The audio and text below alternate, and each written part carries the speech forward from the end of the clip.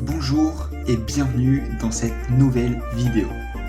Aujourd'hui, je vais vous parler de la procrastination. Mais avant ça, n'oublie surtout pas de t'abonner en activant la cloche, c'est super important pour ne louper aucune vidéo.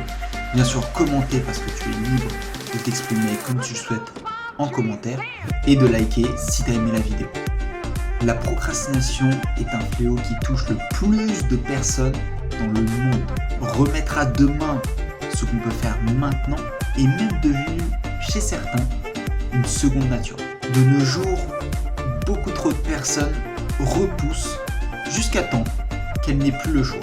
Pour ma part, la procrastination est vraiment devenue une obsession à partir du moment où j'ai vu, comme toi tu es en train de le faire, voir quelqu'un qui en parle dans une vidéo YouTube. Mais j'ai dû faire face à un problème.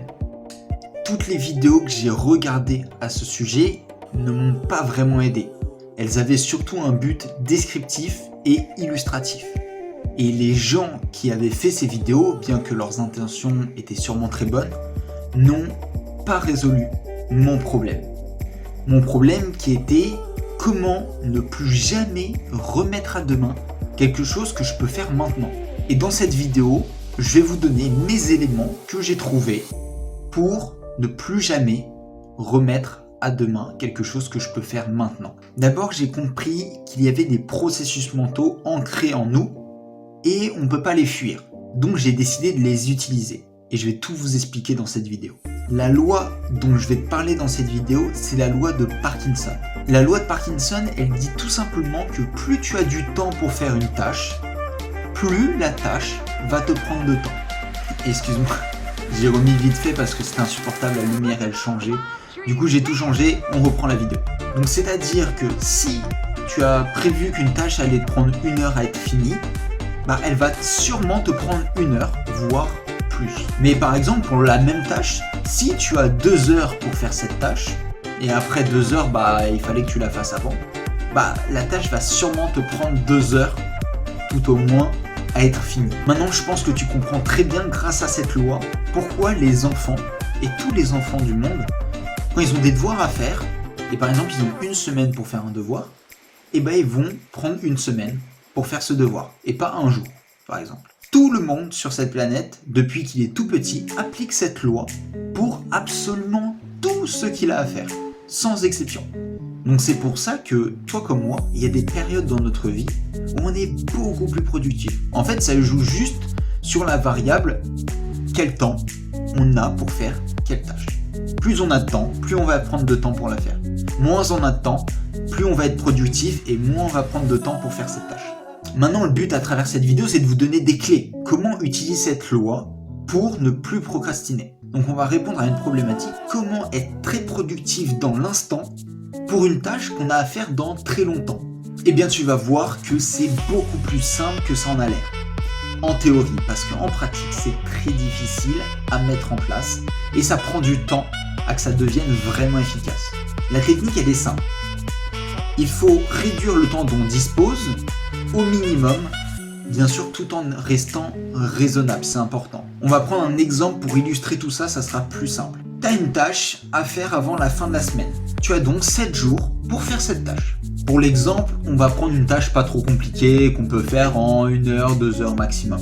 Donc le but en fait, ça va être tout simplement de se mettre en condition et de se dire que tu n'as pas 7 jours pour faire cette tâche, mais par exemple, tu as peut-être qu'une seule journée.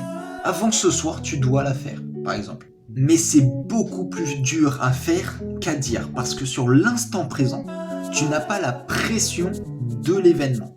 En effet, quand tu arrives proche de la date limite, tu vas rentrer dans un état de stress qui va augmenter ta productivité, et puisqu'il faut le faire pour ce soir, en fait, tu vas mettre tout en jeu pour réaliser tes tâches extrêmement rapidement.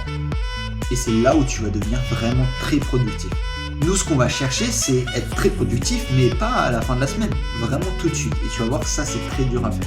Je vais pas te mentir, pour atteindre cet état de stress, c'est impossible. Mais par contre, tu vas pouvoir t'en rapprocher en répétant l'action plusieurs fois, en réduisant de plus en plus et de plus en plus efficacement la tâche que tu as à faire. Ou alors, tu peux mettre une récompense à la fin de ta tâche pour activer le système de récompense de ton cerveau. Je vais illustrer un peu mes propos parce que je t'avoue que c'est pas très clair dit comme ça. Le premier cas, il est très simple à illustrer. Je pense que tu as compris. Tu as une tâche à faire ce soir, tu veux la faire ce matin, bah tu te dis ok, tu dois la faire dans 1 heure. Tu te mets en condition mentale pour le faire dans 1 heure. Mais ça c'est très dur. Par contre le système de récompense ça marche plutôt d'une autre manière. Pour l'exemple, je vais prendre un exemple très concret qui s'applique à moi tous les jours de la semaine sans exception. Tous les jours, je dois mettre un post Instagram sur mon compte Iron Psychology. Tous les jours, c'est la même heure, c'est 18h. Et bien dans notre exemple, j'ai le temps ce matin, pourtant c'est pour ce soir. Donc je pourrais très bien le faire ce soir à 17h, mais je vais le faire maintenant. Pour cela, je vais me donner 1 heure. Par exemple, actuellement il est 11h49. Je vais me donner 1 heure pour créer ce post Instagram. Et après ces 1 heure, donc vers 13h, je pourrais me donner 30 minutes, allez, on pourra jouer un peu aux jeux vidéo, jouer au téléphone, ou donner quelque chose qui me fait réellement plaisir, regarder une vidéo YouTube, ça peut être.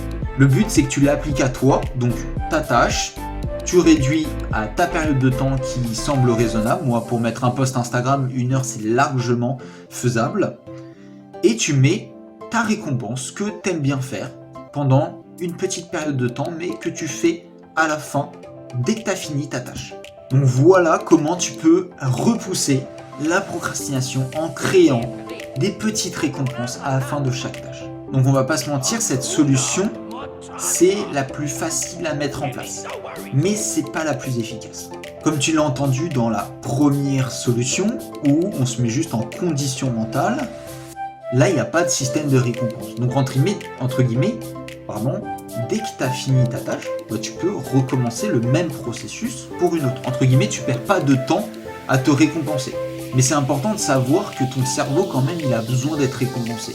Donc moi, actuellement, j'utilise cette technique je me mets en condition mentale. Par exemple, pour faire cette vidéo, je me suis donné 1h30 pour écrire la vidéo. Je me suis donné 30-40 minutes max pour tourner la vidéo.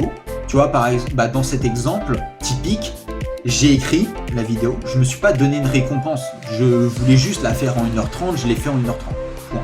Et là, le tournage, en 30-40 minutes, pas de récompense pareil après. Malgré que je sais que après, on va manger, on va passer un bon moment en famille, mais pour commencer à mettre en place cette technique, je t'invite à mettre des petites récompenses. Si tu aimes regarder, le plus simple pour les récompenses, je trouve, de nos jours, c'est les réseaux sociaux ou même YouTube.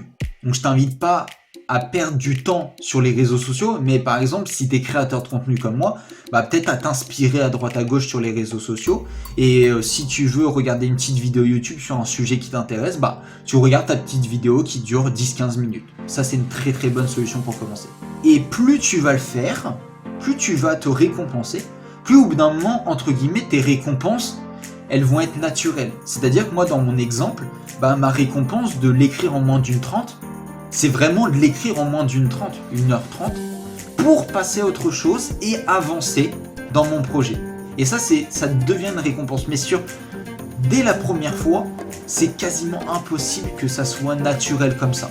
Tu vas acquérir cette naturalité, j'ai envie de dire, de te récompenser toi-même par des actions classiques, avec le temps, avec la répétition, en te récompensant petit à petit. La vidéo touche déjà à sa fin, merci beaucoup de l'avoir regardée jusqu'à la fin. N'hésite pas à liker si tu as aimé mon travail. N'hésite pas à commenter pour t'exprimer parce que, encore une fois, je n'ai pas raison, tu n'as pas tort. On a tous les deux raison, donc tu as le droit d'être en accord ou en désaccord avec ce que je dis. N'oublie surtout pas aussi de t'abonner et de mettre la cloche pour louper aucune vidéo. Bien sûr, c'est important de le faire parce que ça récompense mon travail et ça montre aussi que tu as apprécié mon contenu. Pour que la vidéo ne soit pas plus longue, je vais m'arrêter là, mais j'ai encore plein de questions, donc il y a de fortes chances que je te fasse une deuxième vidéo dans quelques temps. Dans cette deuxième vidéo, je te donnerai encore d'autres clés pour vaincre la procrastination. Si tu ne l'as pas encore vu, je t'invite fortement à aller voir ma première vidéo où je me présente et où je présente ce qui va se passer sur la chaîne. Encore merci d'avoir regardé et à bientôt pour une prochaine vidéo.